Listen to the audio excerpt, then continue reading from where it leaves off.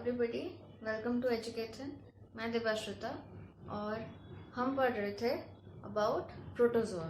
तो जैसे कि हमें पता है पिछले क्लास से कि प्रोटोजोआ किंगडम प्रोटिस्टा में आता है और protozoa is a heterotroph, unicellular heterotroph जो कि रहता है एज प्रेडेटर्स और पैरासाइट्स। ठीक है, तो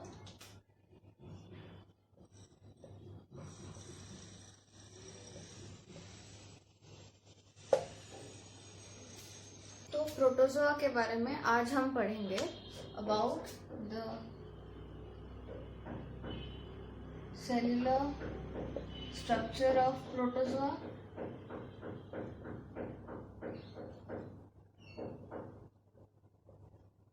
the size and shape,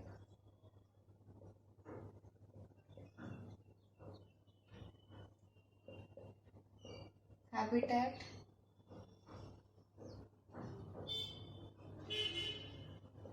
locomotion,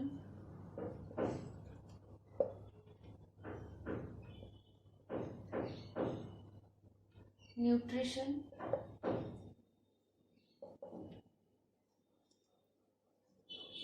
life cycle and reproduction।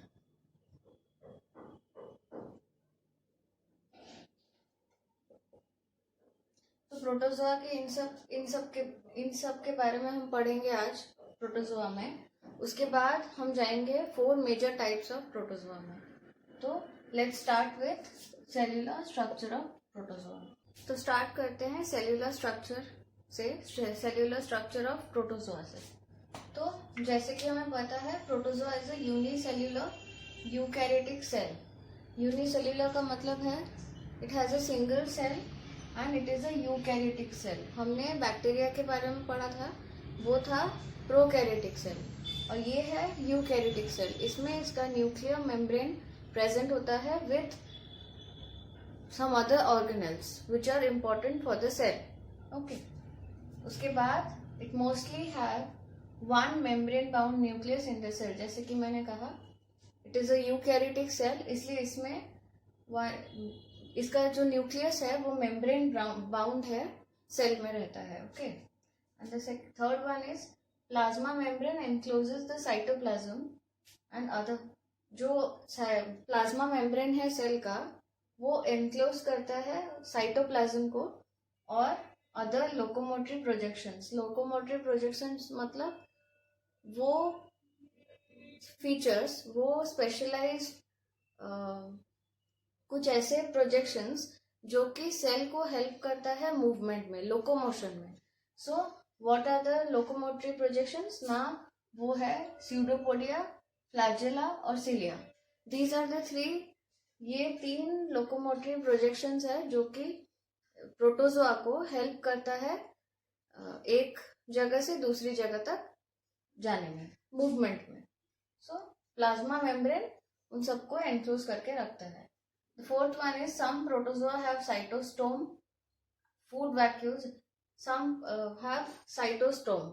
Cytostome for ingesting food. Food जो इंजेस्ट करता है उसके लिए हमें साइटोस्टोम का जरूरत होता है प्रोटोजोआ में।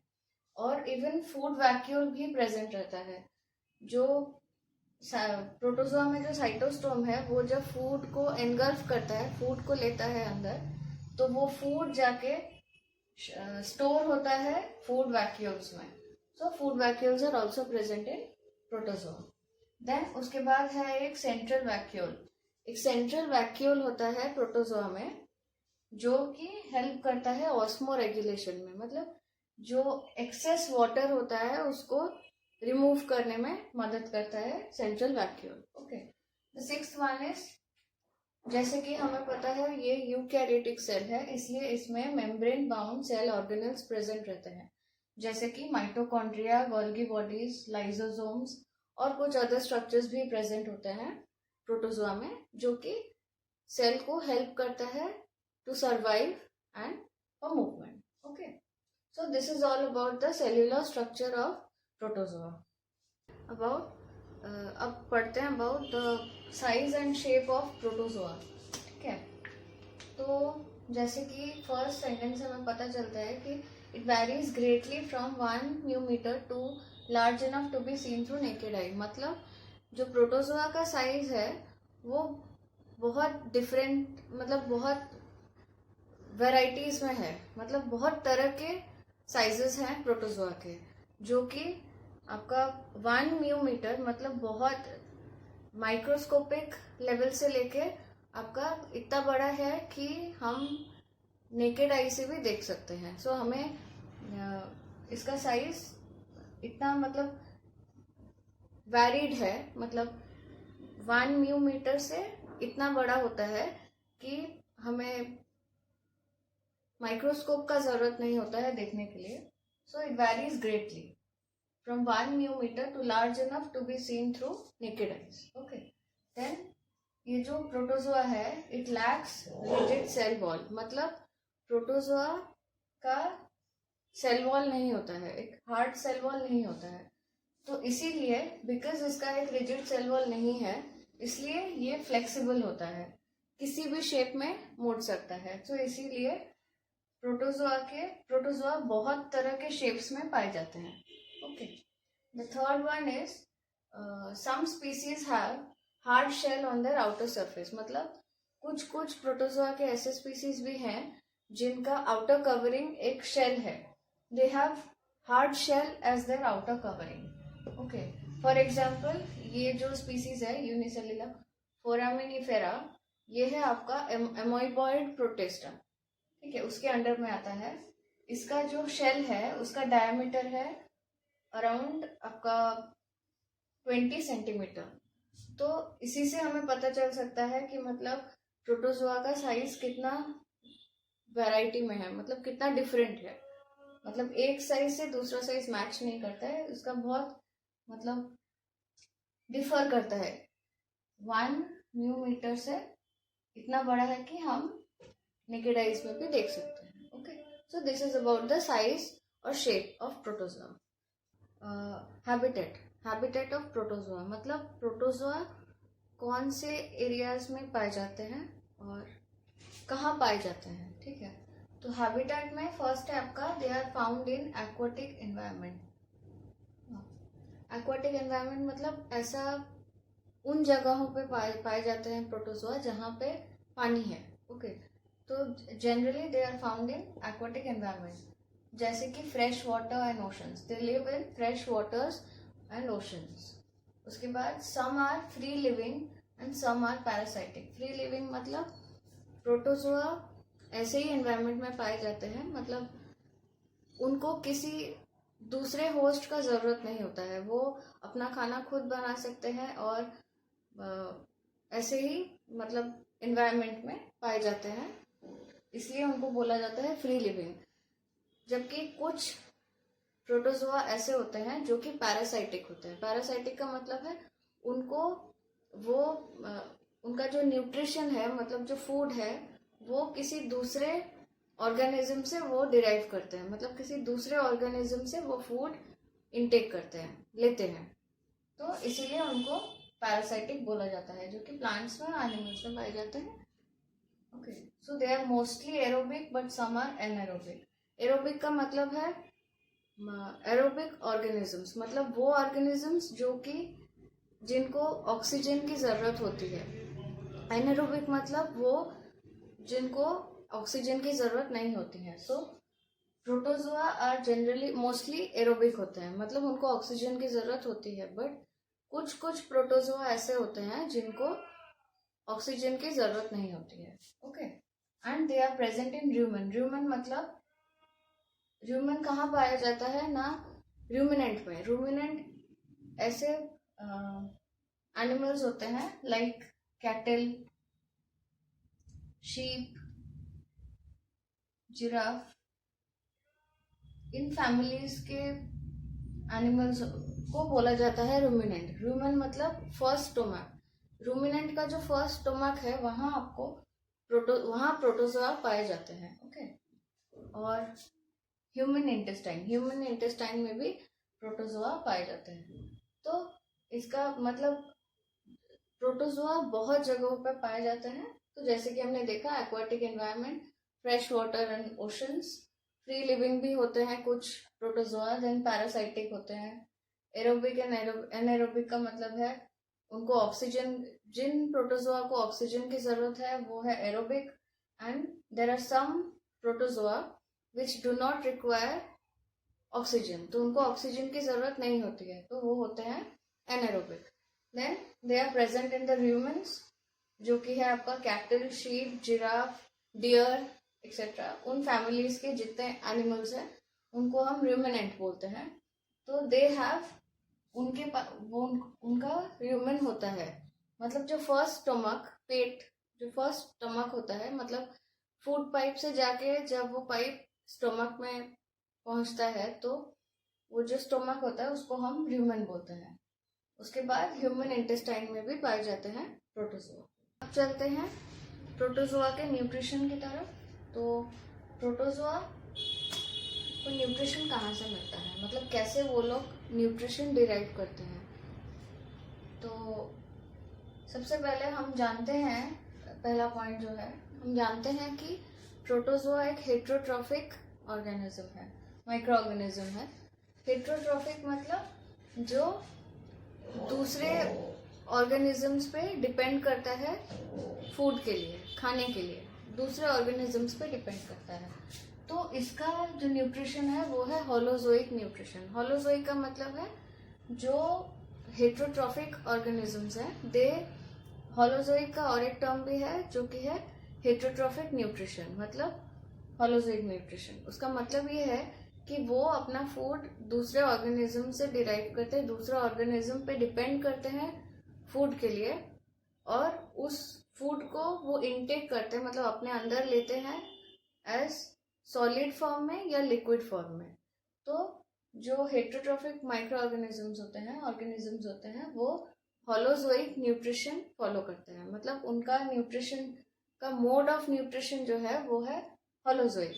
इसका मतलब है वो अपना फूड, अपना खाना दूसरे ऑर्गेनिज्म से लेते हैं, जो भी दूसरे ऑर्गेनिज्म से जो लेते हैं तो वो आइदर सॉलिड फॉर्म में लेते हैं या लिक्विड फॉर्म में लेते हैं, तो इसीलिए उनको बोला जाता है होलोजोइक न्यूट्रिशन।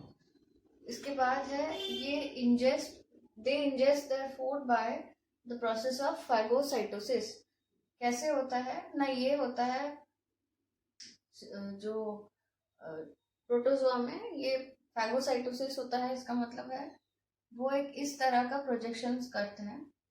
उनका जो सूडोपोडिया होता है, ये हम बाद में पढ़ेंगे कि कौन से कौन, मतलब जो प्रोटोजोआ के 4 टाइप हैं, एमोइबॉइड है, उसके बाद फ्लैजेलेटेड है, सिलिएटेड है, स्पोरोजोन्स है।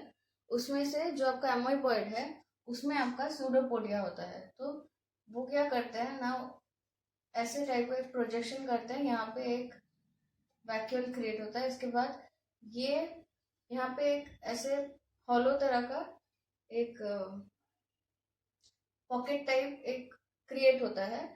तो इसके अंदर फूड वो लोग एनगल्फ करते हैं, मतलब अगर यहाँ पे फूड है तो एक ऐसे प्रोजेक्शन होता है और ये फूड को ऐसे करके इसको ये ऐसे बंद हो जाता है, तो they engulf their food this way. So इसके बारे में डेप्थ में हम बाद में जाएंगे। तो फॉर योर नॉलेज मैं बोल रही हूँ कि ये इस तरह से फैगोसाइटोसिस होता है। ओके, देन सूडोपोडिया, एमोइबॉइड प्रोटोजोआ जो है उसमें आपका सूडोपोडिया होता है, वो है एक लोकोमोटरी प्रोजेक्शन जो हेल्प करता है सेल को एक जगह से दूसरे जगह तक मूवमेंट करने में।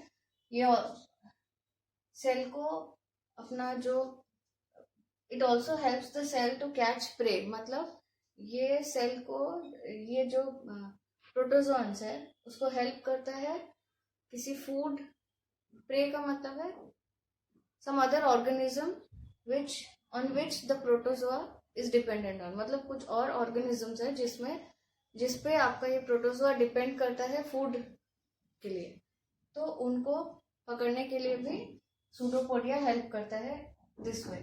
ओके, उसके बाद जब फूड इनटेक होता है प्रोटोजोआ में तो वो कहाँ जाता है ना, जो फूड सबसे पहला स्टेप है, फूड इंजेस्ट होता है प्रोटोजोआ के अंदर। दिस इसके बहुत और भी तरीके हैं, this is one of them, that is phagocytosis.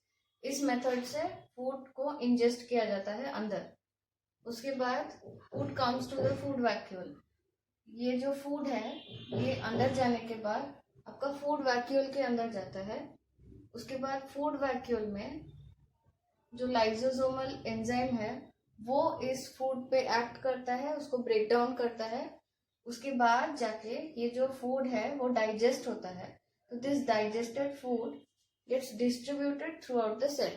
तो ये जो डाइजेस्टेड फूड है वो आपके पूरे सेल में डिस्ट्रीब्यूट हो जाता है, जैसे जिसकी वजह से पूरे सेल को वो फूड इक्वली मिलता है। तो ये है इंजेस्टेड फूड का पूरा प्रोसीजर कि न्यूट्रिशन कैसे मिलता है प्रोटोजोआ को। ओके, तो अब चलते हैं नेक्स्ट पॉइंट की तरफ, जो कि है locomotion of protozoa. Okay, locomotion मतलब मूवमेंट ऑफ प्रोटोजोआ। प्रोटोजोआ एक जगह से दूसरी जगह तक मूवमेंट कैसे करता है ना। प्रोटोजोआ जैसे कि हम नेक्स्ट क्लास में पढ़ेंगे, प्रोटोजोआ के 4 टाइप्स होते हैं, 4 मेजर ग्रुप्स ऑफ प्रोटोजोआ। एक है आपका एमोइबॉइड प्रोटोजोआ, दूसरा है फ्लैजेलेटेड, सिलिएटेड, स्पोरोजोअन्स। तो ये जो 4 टाइप है, जो एमोइबॉइड प्रोटोजोआ है उसके लिए अब उसमें है pseudopodia as a locomotory structure. Pseudopodia help करता है एमोइबॉइड प्रोटोजोन्स को मूवमेंट में। वैसे ही जो फ्लैजेलेटेड होते हैं उसको फ्लैजेला हेल्प करता है मूवमेंट में। तो ये है सिलिएटेड प्रोटोजोन्स, उसको हेल्प करता है सिलिया। सिलिया है उसका लोकोमोटरी स्ट्रक्चर। तो जो 4th वन है विच इज स्पोरोजोआ। स्पोरोजोआ का कोई लोकोमोटरी स्ट्रक्चर नहीं है, पर उसमें सब पेलिक्युला माइक्रोट्यूब्यूल्स प्रेजेंट होता है। स्पोरोजोआ में आपका सब पेलिक्युला माइक्रोट्यूब्यूल्स हेल्प प्रेजेंट होता है, जो कि हेल्प करता है स्पोरोजोआ को स्लो मूवमेंट करवाने में। ठीक है, तो इस तरह से ये जो 4 टाइप्स के 4 ग्रुप्स हैं प्रोटोजोआ के, ये सब लोकोमोटरी स्ट्रक्चर है जो कि हेल्प करते हैं इन 4 मेजर ग्रुप्स को मूवमेंट में। ठीक है, अब चलते हैं नेक्स्ट पॉइंट की तरफ, जो कि है लाइफ साइकिल ऑफ प्रोटोजोआ। तो जैसे कि हम देख सकते हैं, life cycle of protozoa generally 2 तरह के होते हैं। 2 लाइफ साइकिल में प्रोटोजोआ डिवाइडेड है। पहला है आपका डोरमेंट सिस स्टेज, सेकेंड है प्रोलिफरेटिंग वेजिटेटिव स्टेट। ठीक है, तो ये जो डोरमेंट सिस स्टेज है इसको सिस स्टेज बोलते हैं। इसमें क्या होता है ना, प्रोटोजोआ हार्श कंडीशंस को भी सरवाइव करता है। मतलब किसी भी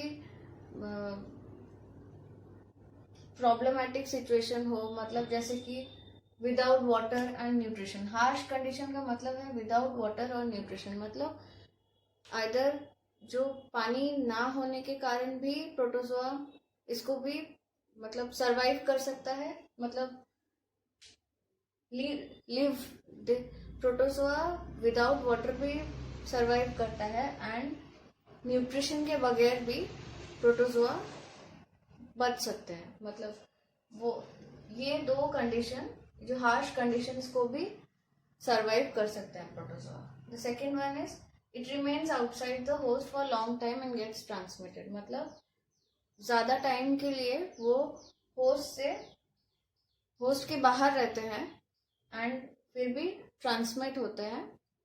ठीक है, it remains outside the host for long time and gets transmitted. ठीक है, the second one is proliferating vegetative state, जिसको बोलते हैं ट्रोफोजोइड स्टेज। ये जनरली ये जो स्टेज है, इस स्टेज में प्रोटोजोआ इन्फेक्शियस होते हैं, मतलब बहुत ही खतरनाक होते हैं, इन्फेक्शन कॉज कर देते हैं। एंड इस स्टेज में वो फीड करते हैं एंड मल्टीप्लाई करते हैं। इस स्टेज में मल्टीप्लाई, वो इन्फेक्शियस और मल्टीप्लाई करते हैं इस स्टेज में, तो वो बहुत ही खतरनाक होते हैं protozoa. Okay, so these are the 2 life cycles of protozoa.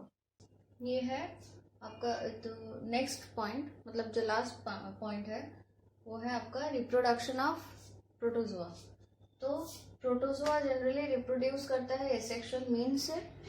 हम जैसे कि जानते हैं reproduction is of 2 types, sexual reproduction and asexual.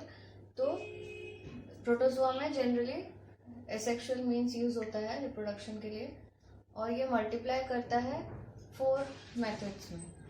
First है आपका binary fission, longitudinal fission, transverse fission and budding. उसके बाद कुछ प्रोटोजोआ के ऐसे स्पीसीज भी हैं जो कि सेक्सुअल रिप्रोडक्शन फॉलो करता है. उसमें है आपका conjugation, syngamy and gametocytes formation. तो इन सब के बारे में नेक्स्ट क्लास में पढ़ेंगे हम. ठीक है, और आज के लिए बस इतना ही. नेक्स्ट क्लास में हम पढ़ेंगे ये जो रिप्रोडक्शन का ये binary fission, longitudinal fission, transverse fission and budding, इसके बारे में, और 4 मेजर ग्रुप्स ऑफ प्रोटोजोआ के बारे में. अगर आपको ये क्लास अच्छा लगा हो तो please like, share and subscribe to our channel.